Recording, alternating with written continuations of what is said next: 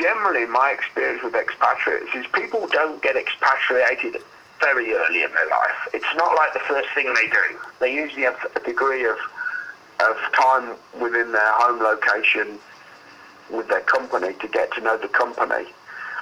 And what I would say is that when the company expatriates people, it's generally taking people that it knows well and it can trust. And I think what I would say from expatriates is you get a degree of reliability. You really know what you're getting. When you send an expatriate manager, you know what he can do, you know what his approach to risk is, to managing in the company's best interests, and so you can rely on it. Okay? It's hard for me to say it's superior performance. I would say it's about risk mitigation. You have a known entity, okay? And that known entity is someone who's worked for you locally, who you can then export their skills, their reliability, their expertise, and you know that's what you'll get.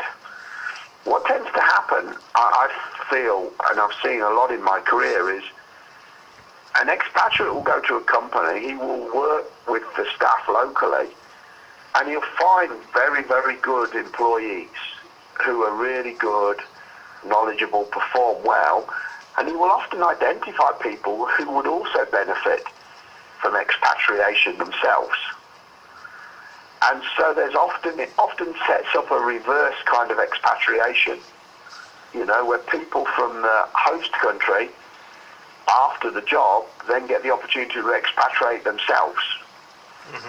And, I see as much value from somebody coming from a second or third world country to an OECD place, as I do the other way around, because they get a different appreciation experience. The challenge you have is you have to be careful that it doesn't lead to pure economic migration. I give you a good example. Within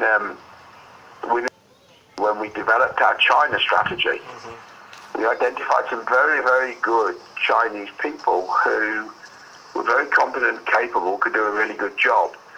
And when we took the opportunity to give them expatriation overseas, there was really no desire for them to want to move back to their home country again. They liked what they saw overseas, which is fine, and they were good for the company, but probably didn't get as much value as we could if they'd gone back to their home country. Yeah? I would say, as a generalization, people are always most likely to be at their highest level of performance when they're dealing in their own country and culture. That's where they're likely to be at their very highest level of performance. Okay? And when you move them overseas, they can still have a very high level. It'll never be quite as good as their home location and culture. All right? And so you're always trying to work out where you need your capability based on the corporate strategy. And so it's a bit of and particularly in the oil and gas industry, which is a bit of a moving target.